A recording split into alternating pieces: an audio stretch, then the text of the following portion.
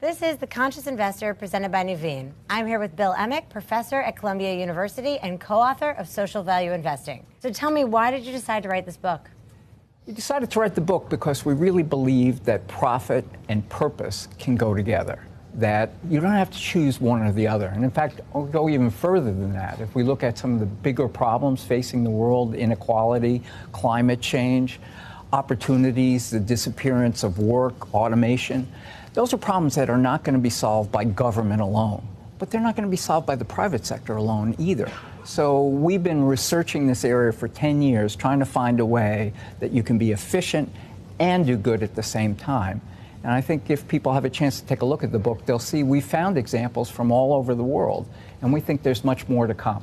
So it's not one or the other, it's both. And do you have one favorite example of how this has really worked in the past? Well, we love them all, and I love New York, and I'm from New York, so Central Park and the High Line are really close to my heart. But the one that's most amazing to me, and perhaps to most people, is India. You know, when most people think of India, they think of poverty, they think of streaming people, they think of Gandhi, and they don't recognize that India is the 6th largest economy in the world and growing faster than any other large economy. And in India, you see in the book, they've created a biometric ID system, which has not only made all their citizens, no matter where they are, eligible for government benefits, but has become a bank card, bringing banking like Citibank to people in the most rural sectors of India. Through e-medicine with a private for-profit, Apollo Medicine, you can be diagnosed for brain problems by one of the best doctors in the world in Mumbai, in your small village in northern India. To me, it's almost like science fiction. It really is. But it's happening right now. There are over 1.2 billion people registered in the system using it.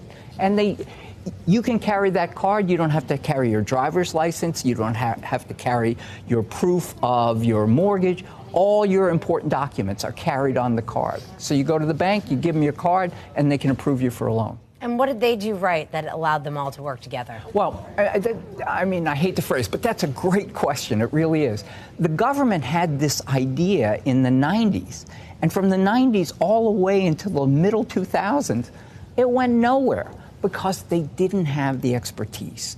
And when Modi, the current prime minister, came in, he reached out to their Silicon Valley, to one of the strongest tech sectors in the world, and asked one of their leaders, would you come into the government, $1 a year, and help us put this system together? And that's exactly what happened. So the backbone of the system is the private sector, which serves now India, not just American Express. And the registration was done by 200,000 entrepreneurs that they licensed into the system to actually get people registered. So it was local, international, government, private, and community all working together. And it's not done. There's miles to go. But the banking sector is probably going to triple in size. The wealth of people and communities, and most importantly to me, corruption, which was a terrible problem with government benefits. I wouldn't say it's eliminated, but it's reduced dramatically. So benefits all around. And you co-wrote the book with your former student and current colleague, Howard Buffett. So why did you guys call it social value investing? So it's a long story. I'll try to make it really short. But Howard's grandfather is Warren Buffett, Berkshire Hathaway, value investing. Value investing was actually, the theory behind it comes from Columbia Business School, from Professors Graham and Todd, who wrote 2 books in the 1920s and 30s that influenced Warren, who was a student at Columbia Business School, and put the principles to work in Berkshire Hathaway. And as Howard and I are both committed to making the world a better place, as we thought about how do you do that, the first place we stopped was Berkshire Hathaway, because they've been so enormously successful in taking an idea of let's take a long-term approach.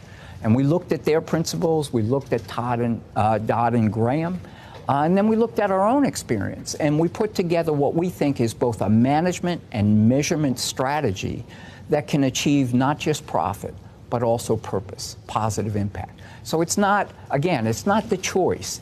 Let's have impact investing or let's have for-profit investing. Let's have both.